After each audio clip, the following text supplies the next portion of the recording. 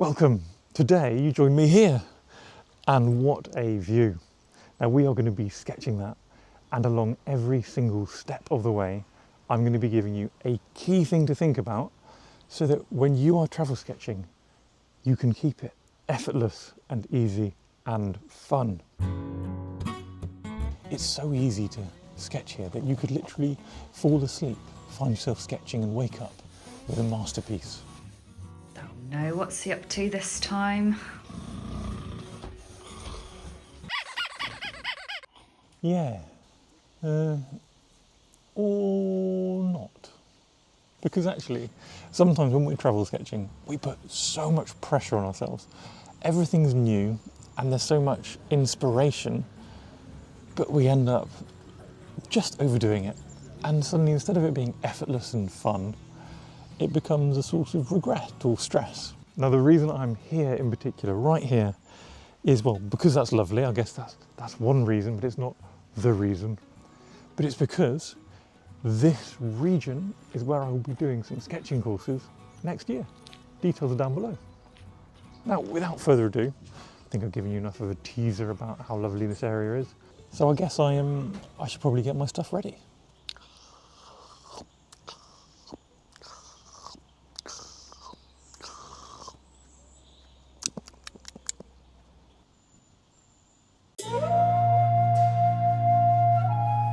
Now, step one, I'm going to be using my pen, of course, and we'll be finding those really simple shapes. Now, the first thing for me about sketching effortlessly is thinking, what is the focus of my scene? The focus here is obviously our amazing chateau. So instead of thinking, right, all of this other crazy stuff, I need to get it in, just going to look at the chateau and keep it small on my page, knowing I want it to be sort of part of the landscape. And then when I've got that in, as a sort of small but good size, I'll be able to keep it my focus and just see what else I want to put in. It keeps me flexible and it takes the pressure off. As part of that, I'm doing my standard, silly, lovely, fun, continuous line. My normal processes, even though we're outside, even though we're not just outside, we're in another country, it's the same old process. And that as well helps me take the pressure off, keeping things the same, makes it feel effortless rather than something new and different every time we go somewhere else. Within this chateau, finding key shapes, finding little small shapes and textures as I go along as well, but we'll add more of those in a moment. The first part of the process is mostly about finding those big shapes. Now, when we are practicing, when we're doing all these little thumbnails, which I've been filling up this sketchbook with, the other thing that we're doing is, well, I've already said it, we are practicing. So if this was the first time in this holiday that I had sat down and sketched something so different as this chateau, it would be really scary. It would be so far from effortless. Maybe it would be even effortful. And that's not what we're about today, is it? We're about effortless. Because that's what we're going for. We're going for that effortless composition where we don't have to think about it too hard. It just happens. And because the chateau's in there, everything else doesn't matter so much. So the further I get away, the looser it can get. The more I can just give way to wibbly wobbly loose lines and start thinking about other things which are interesting me. These are all the buildings, but what about all these like trees or bushes which are hanging down? Find things which overlap. We've got this big tree coming in at the side. That overlaps a lot of our chateau. Takes away some of the challenge and the detail, which is fab. Takes away the effort, doesn't it? Takes away having to think about it. And often we'll feel we have to sketch the whole thing and we won't allow ourselves to use the scene that's actually in front of us to our own advantage.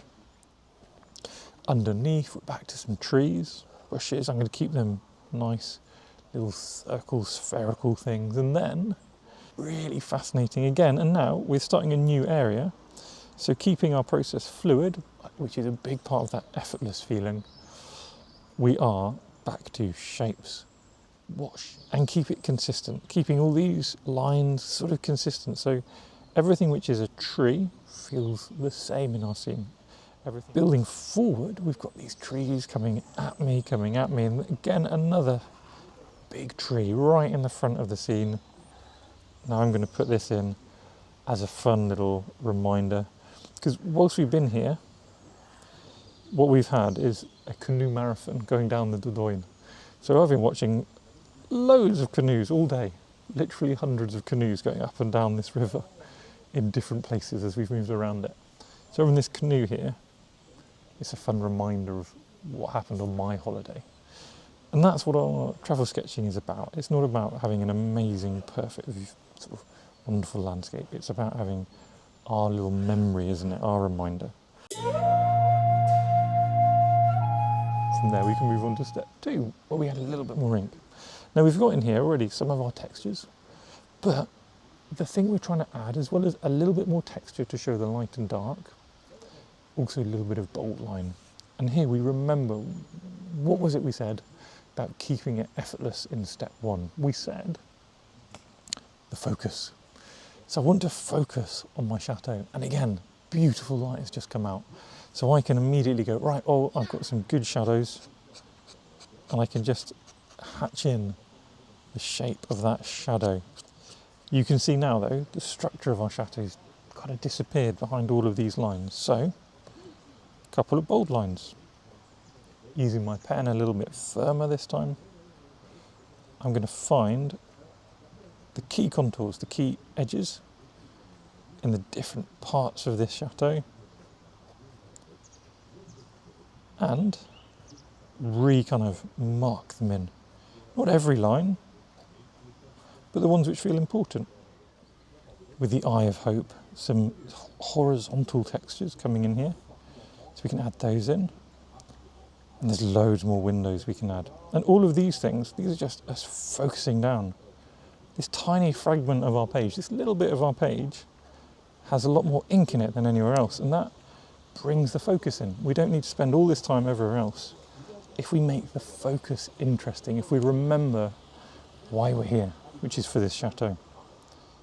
This is why, just remembering what we're trying to do, we're capturing our memory, we're not capturing something perfect, we're focusing on the key part of the scene.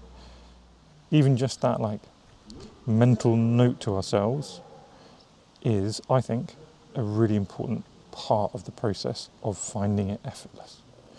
Now, the next thing I'm trying to achieve is a sense of foreground and background. These ones which are closest to me to be a bit bolder. Bold and simple. That bold and simpleness will form a frame which won't overtake the interest up here, but it will make it feel like it's in the front. So bold lines come all the way to the front of our vision, the front of our scene. Similarly, this canoe we can just embolden, and we can put some of the rocks. So I'm on a rocky beach. They do call it La Plage just here, even if it's a sort of rocky beach by a river. And just put in a few of those marks. We have a foreground. This stuff has all faded into the background, and maybe I want it a tiny bit bolder. But what's our focus? Our focus up here, how do we keep it effortless? By not overworking the bits which aren't as important. And also, Tash, my wife, is with me here, so I want her to feel good about being on holiday, and I don't want to overburden her by having spent hours and hours and hours trying to finish one sketch. Then we wouldn't have a holiday. Now, like that, we can move on to step 3. So, step 3 is where we start getting our colours out. One thing I've got is this rather lovely little dipper pot. And I say little, but it's actually a very large dipper pot. Now, with a really large dipper pot like this, we have, look, loads of water. Not as much as at home, but plenty to be getting on with. And one thing which will make your sketching feel far more fluid and effortless, literally far more fluid, is using plenty of water. Do not fall into the trap of thinking less water is easier. No, instead, why not fall into the trap of thinking I can splash my colours around and it'll be fun? And that is the key effortless part of this step of adding our colours. So look, let's get the feel of today's sky, which charitably is moody. Uncharitably is grey, but let's go with moody. So I'm going to mix up a sort of interesting, I hope, neutral with a bit of cobalt blue and some burnt sienna. That gets us towards a more sort of grey blue. I'm going to splash that in from a distance. Look at that. Just being silly, brave, whatever you want to call it. Splattering my page. Now there's loads of pigment, loads of water on the page. Bit more blue to get some variety in there. And even a bit of lavender, Toby's absolute favourite colour. And it looks mad. Nice wet brush. Swish and sweep it around, all in one stroke. We can join up lots of those dots. An effortless sky. Absolutely so simple. We can touch in some extra bits of pigment if we want. We can make it bolder, braver, more interesting, more variety. We can get that moody aesthetic working for us even more. And then we can move on. Underneath, we've got kind of sandstone looking rock. And I actually haven't worked out yet what kind of rock this is. I asked my hosts and they weren't sure. So I have to work that one out for myself in a moment. But what I'm going to use is a little mix, which I've already found through my doodling works really nicely, which is with this bit of raw sienna and a little bit of colour called light red. And somewhere in between this, you end up with this beautiful colour. Rather than focusing, is that exactly the right colour for there? What I'm focused on is I have used this colour. I've been playing with these colours, mixing them in my little doodles, and I found they work for the bricks here. Effortless, don't need to think about it more. I'm using what I know works. I'm doing my version. And for me it works. We then got all these greens. They're less important. They are not our focus today. Sometimes they're more important. We put more effort in. Sometimes they're less. And we put less effort in. So here we can even just go back to our silly splatters. Bit of that green. So I've got cobalt green mixed in with my sky colours. Move it around. And notice the other thing that we're doing. Leaving loads of space. That space isn't just for fun.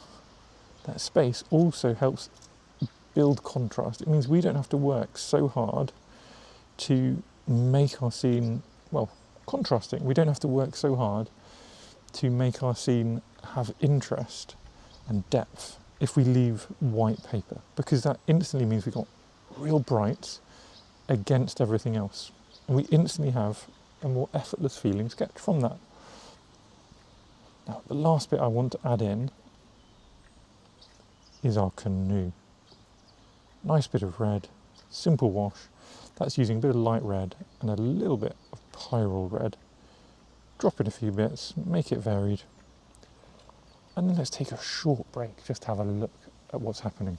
Out of interest, in case you're wanting to do some sketching outside and not sure where to get started, if you check out my website, you will find I have a sketching outside course.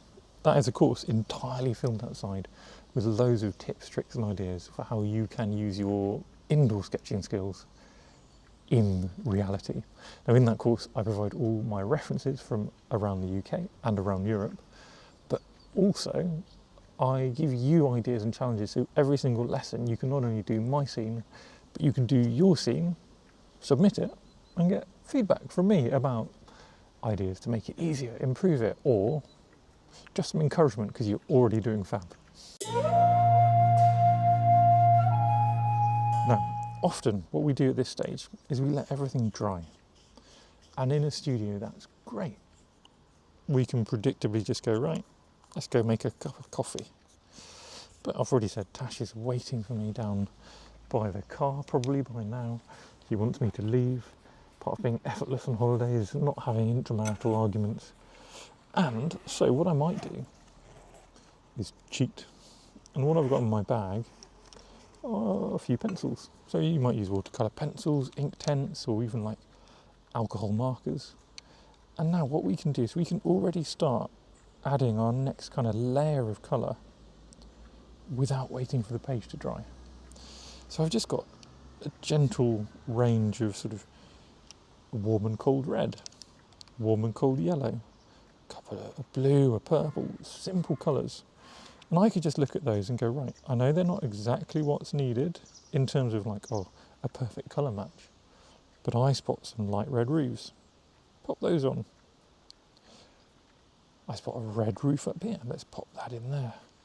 I actually spot a little bit more sort of boldness in these yellows, let's pop that in there as well. I don't have to wait and wait and wait and spend forever and eventually still have a wet page, because nothing ever dries outside on days like today where it's been raining and it's really humid. Instead I can come in, a few little pencil marks and bring things to life oh so quickly. And you'll be amazed how quickly it goes as well. So I'm just going to try and not overcomplicate things, splodge in a few of these colours, maybe even some really brave shadows with something like India ink, or this is a Chinese ink, which gives us a very, almost like a Payne's grey feel. Just little gentle touches of that. And rather than going with that, we do a few bits here and there. And the page is starting to dry as we've been doing that, but we haven't sat around for all that time. And we can just get out a tiny little brush and do our finishing touches.